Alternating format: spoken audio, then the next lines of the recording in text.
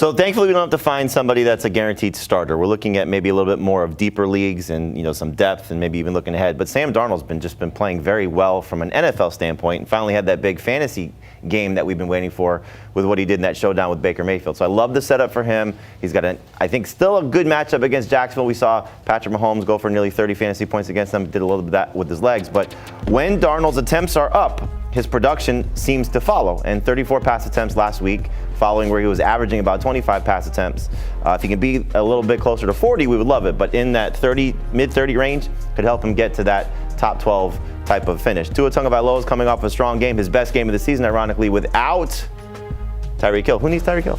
But he has a big game. We'll see what he does in this week's matchup against the Chargers, but he's back at home. And then Mac Jones was absolutely fantastic last week against a very tough defense of the Rams. Now he gets to take on a much easier opponent in Tampa Bay, as we saw what Sam Darnold was just able to accomplish. So he could be a borderline starter as well. So the three guys there in Darnold, Tua, and Mac Jones could be borderline starters. Bryce Young, great matchup, but just had a 15-point game performance against the Dolphins.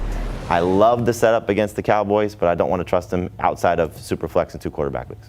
Not ready to trust him just yet. Oh, that was a pretty impressive performance. You don't know what you're going to get really out of the Panthers this season, so it's kind of a little. No. I know I'm going to get a big game out of Rico Dowdle this week. I hope so. I can tell you. You better. I wonder if we should go and pick him up because we're going to talk running backs, and if he's out there, he's not really out there in many CBS sports leagues, but on other sites like Yahoo, ESPN Sleeper, he is out there, and he should be the #1 priority for your running back shopping list, no matter what. After that, Michael Carter, and these are names that Jamey and I, we were talking about them last week. Where have you been? These are the guys that can help you moving forward, and Jamey's right. The matchup for Rico Dowdle against his former team is huge, but let's say we're living in a world where there is no Rico Dowdle, there is no Michael Carter. Maybe some people in your fantasy league, they're pretty sharp and they're on top of these things. Who do you go and get? I would start with the Chargers backfield. And I don't love these guys, but Kamani Vidal and Hassan Haskins, those are two running backs that you're going to be able to find on your waiver wire, no matter how deep your league is. Nobody was rostering either of these guys. I like Vidal's talent better. I wonder if he's going to end up seeing the running downs, Haskins taking on pass protection and third downs. Those are guys that you could go for now, but pay attention to what happens out of LA. They could add another running back. They could trade for another running back, sign a running back off of somebody else's practice squad. And if they do any of those things, Vidal and Haskins are off your radar. Do not add them if the Chargers start adding running backs within the next 48 to 72 hours. You see Kendre Miller on the list. He's available in only about a third of CBS leagues, but that's a long-term play. I think he ends up being the main back for New Orleans, in part because the Saints either trade Alvin Kamara or they start to limit his workload as we go forward. Kendre Miller's looked good. He's had double-digit carries each of his last 2 games, and he's had good efficiency along with it. Maybe he starts to find the end zone as he moves forward. Kenneth Gainwell is also on my list. He's somebody that could end up working with Jaylen Warren in that Steelers backfield. Mike Tomlin talked about the run game today and how they've enjoyed using multiple tight ends to help open up lanes for all of their running backs. Gainwell had the monster game in their last matchup against Minnesota. Not sure he's going to see that type of workload moving forward, Tiffany, because we know that Jaylen Warren is expected to be back. But if we live in a world where Jaylen Warren isn't ready to come back, they're coming off the bye, would be a little bit of a surprise. Gainwell would be a must-start fantasy running back. I just don't think that's going to happen as long as Warren is healthy. All right, well, let's key in on some other breakout performances from Week 5. And so, Jamey, who are you keeping your eye on when it comes to receivers? Well, Kendrick Bourne was amazing last week, kind of going hand in hand with what Mac Jones was doing in a surprise performance against the Rams. But a lot of that had to do with who wasn't there for San Francisco and may not be there again. And we're looking at Ricky Pearsall and Juwan Jennings, and will they be healthy for this Week 6 showdown against the Bucs? San Francisco's taking on the Bucs. That's right, against the Bucs. So we'll see if Pearsall and Jennings are able to come back. But if not, Kendrick Bourne, Mac Jones, they know each other from their days in New England, and clearly that carried over to this performance against the Rams last week. And so 142 receiving yards, 10 catches. Can he do that again? That's the question. Well, again, this Tampa Bay secondary really beat up right now. So just keep an eye on the injury report for San Francisco. But Bourne's got a huge opportunity to kind of run with what he did last week. Don't also forget about DeMarcus Robinson, who got 7 targets last week, just didn't produce at the same level, but going to be part of this passing attack as well, again, if Pearsall and Jennings aren't there. The guy that I like second isn't even guaranteed to play this week, and that's Jalen Coker. We're looking at a guy that hopefully will be a playmaker for this Panthers offense that needs a second receiver. Teteroa McMillan's done a nice job so far, 8+ targets in every game this season, and we've seen Xavier Legette have a good game. We've seen Hunter Renfrow have a good game. I think they're waiting for Jalen Coker to come back and be that second guy. So hopefully he plays plays this week and could do some damage against that Dallas secondary. Trey Tucker, 6+ targets in 3 of the last 4 games. He sort of benefited with Brock Bowers dealing with this knee injury.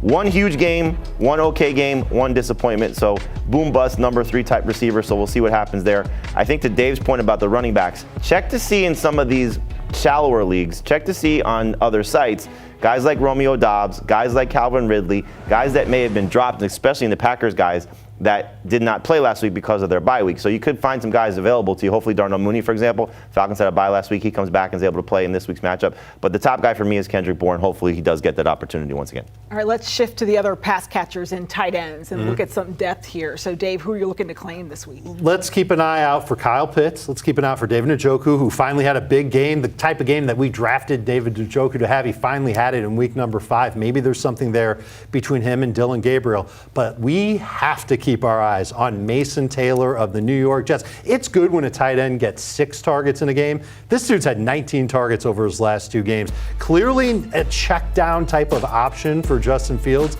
And that's fine because Justin Fields can complete those 8 to 10 yard passes. He's not going to look for Mason Taylor running downfield. He won't be there because he's a short area option. And I think those targets are going to continue to come.